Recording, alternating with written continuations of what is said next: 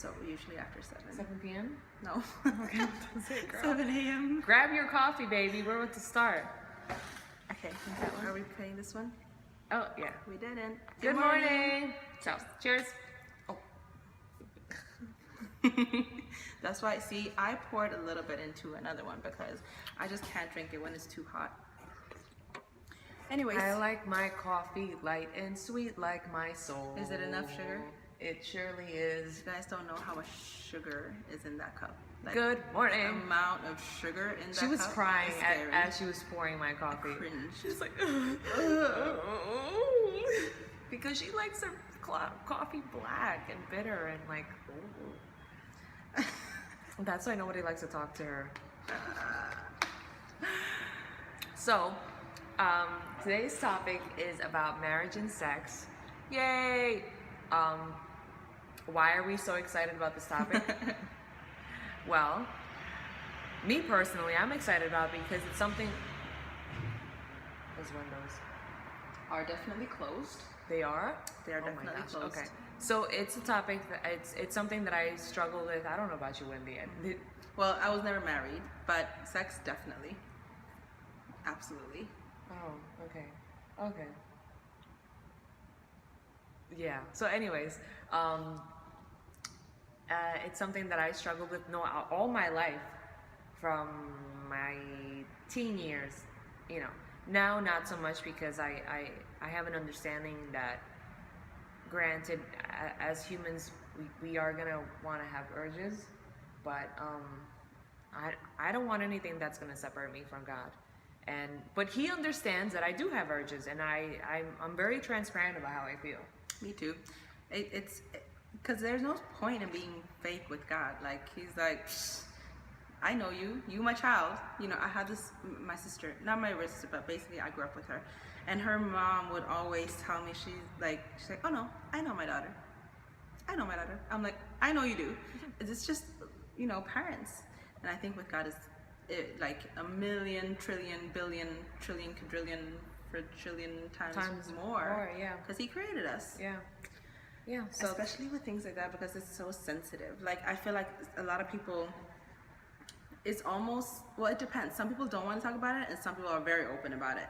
But I feel like in today's society, that whole world just keeps creeping into lower and lower age groups. Yeah. That literally little girls, like they'll like, you know, be obsessed about makeup, how they look, their clothes, you know, being trendy and like talking to boys and they'd be like 8.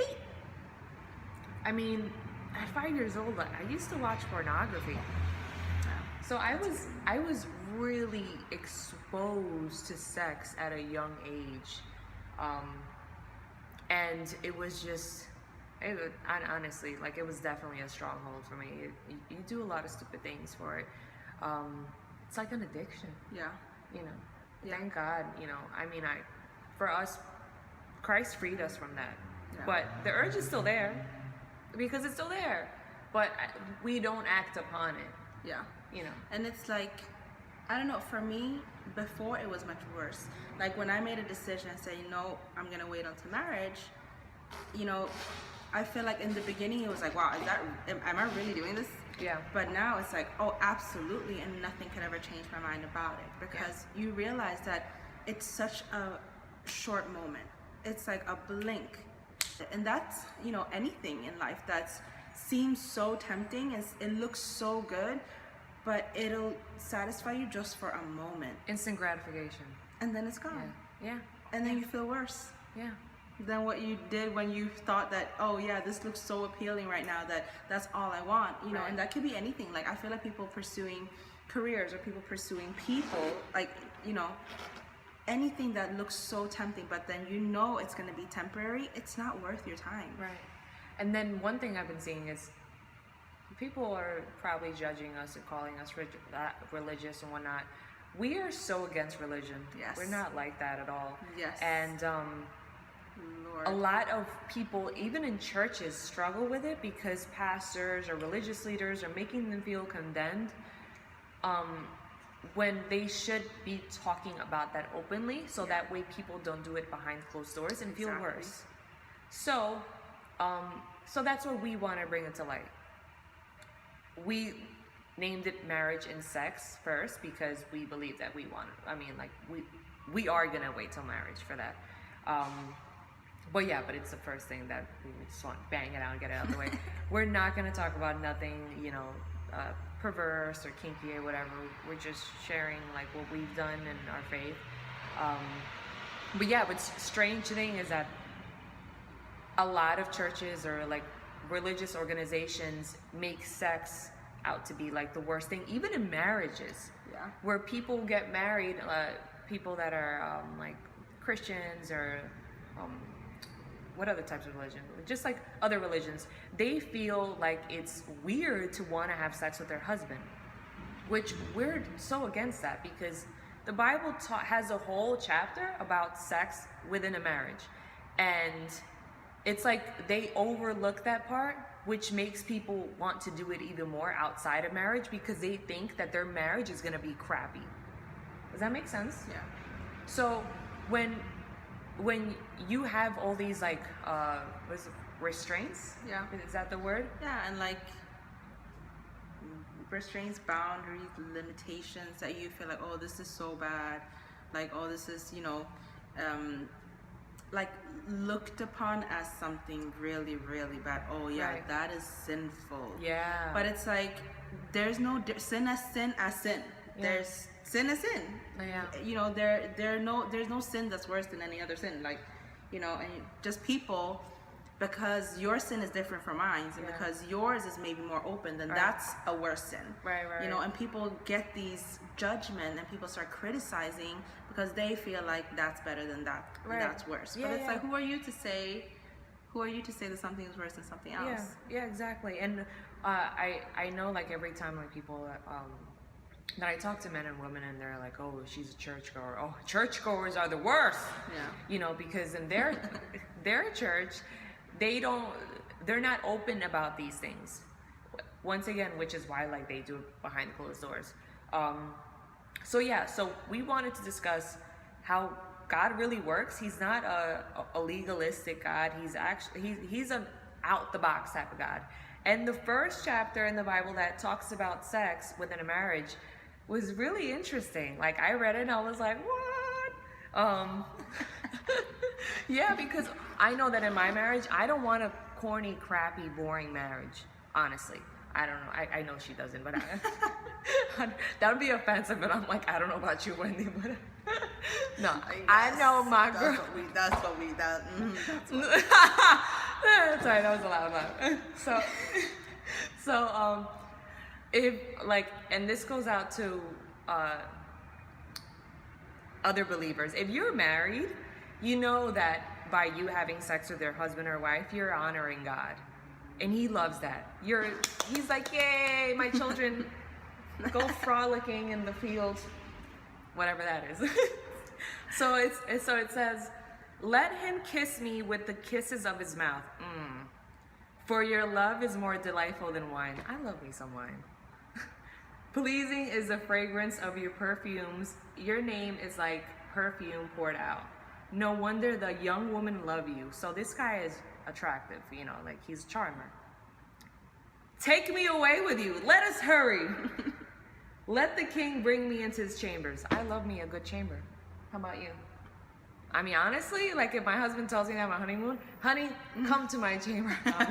Is there food there? Has to be food. There has to be food. Like I'm excited about the food. And then this one, like people overlook all of this. Awake north wind and come south wind, blow on my garden, that its fragrance may spread everywhere. Let my beloved come into his garden and taste its choice fruits. So this is a marriage and what a lot of people that are married do is that they forget that they're married and they get like really stagnant and they stop courting each other, you know. And this chapter is just a back and forth between a husband telling his wife how beautiful she is, how he wants to be overwhelmed by her breasts, and the woman is like telling her husband like, you're so good looking, you're this, like she's serving her husband, which is something like uncommon now in today's society. Like people, like they're women, so like independent. so independent, and it's so not supposed to be like that. We're so, like, if you're married, you're supposed to serve one another. Even, I mean, like, you're supposed to serve one another in sex. If you don't serve one another, serve one another, that's when the temptation starts, and that's where adultery begins. So just staying connected at all times. And it's so funny because when I read that part, I was blowing my garden. Blowing my garden? Like, that's a... I don't know if you guys understand that, but she said to her husband, blow on my garden, that it's fragrance maybe, and yeah, I don't know. The point is, go Wendy. The point is, clearly I'm like the most excited one at all.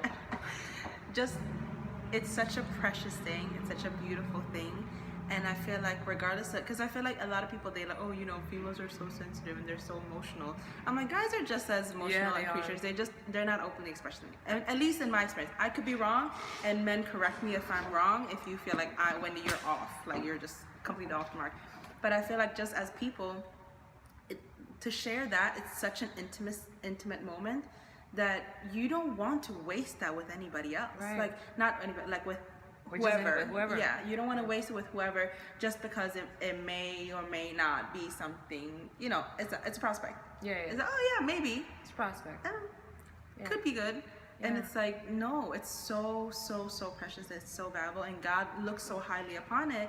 He's like, no. Like, of course it's beautiful, but I want you to have it with the right person, because that's when it's going to be, you know, special. What it's supposed to be, what it was meant to be, what it was created to be. Because it gets out of hand, you know, and God loves us. He loves us, and he just wants to be with us. So anything that's going to separate you from your father, he's going to be like, no, don't do that. It's like if any of you were to get married and your wife was cheating on you, would you want to sleep with her? Or husband? No, you would not want to sleep with your wife because you know that she's sleeping with somebody else. So anything that's going to separate you from your husband or wife, you need to turn the other way and make things right. And that's what God wants. Yeah. You know, so he sees that, you know, sex, masturbation, pornography, and all these things are such a stronghold. And he sees that it's separating you from him. And he doesn't want that. He wants to spend time with you because he loves you. He absolutely loves you. So like, for me, it was super hard to go abstinent. I mean, right? Abstinent? Is that the word? You're asking me. I don't speak English. Oh gosh, this is a hot mess. So for me, it was super hard for me to wait till marriage. But you know what? I just made a decision. I live a very good life as a single woman, and I spend time with God. God knows everything about me, and he also guides me in like wherever I need to go in life. He will give me the right direction, which means that I screw up less. And because sex was such a stronghold, I was like, all right, this is something I need to give up. If there are anybody that's married, who's a Christian, who's not a Christian, just go have sex with your husband. go have sex with your wife. Like, what are you waiting for? Everyone's like I look like the crazy one, and you're like so kind, and you're like, yeah, because you know it's just. And I'm like, no, go have sex with your husband. Like, he has a chamber waiting for you. It's true. All right, so what else would you like to talk about? A chamber. Man, good old chamber. Good old chamber. I mean, it's true, because like people need to understand that there's freedom. Like, there's freedom. Once that marriage is there, there's freedom. You're free to do whatever you want. But it also doesn't mean that if you're not married yet, that you have to feel like you're so tied up and you can't do anything. That's not what it is. Find your joy in other things. Yeah. That's not all, be productive. All that it is. There's so much to enjoy in life that if you feel like, okay, you know what? If you've ever thought or considered waiting for marriage, I encourage you to do it, because you find yourself in such a way. And you're so productive. Yes, it's like, and you like mentally, because when you're connected in that way with somebody else, it affects you. It really does. Like, whether you like it or not, it does affect you. So now, emotionally, spiritually, mentally, like, it veers you off in a direction that you don't want, because now you can't focus on yourself. Yeah. You really can't. Yeah. And so if you're single and considering to wait, I say wait. And I know some people that they date someone and they have sex with them, and then that person just leaves. Yeah, it happens all the time. And they feel so used. It happens all the time. If sex was such a passive, casual thing, why are people so heartbroken when they have sex with someone and that person just I'm telling you, disappears? because you get tied to that person. Yeah. Like, there's a bond that happens that's just, it's not meant to be with just whoever. Yeah, absolutely. It's meant to be with your husband. Yeah, a wife. A wife. I mean, it's what I've noticed a lot in marriages are people that are about to get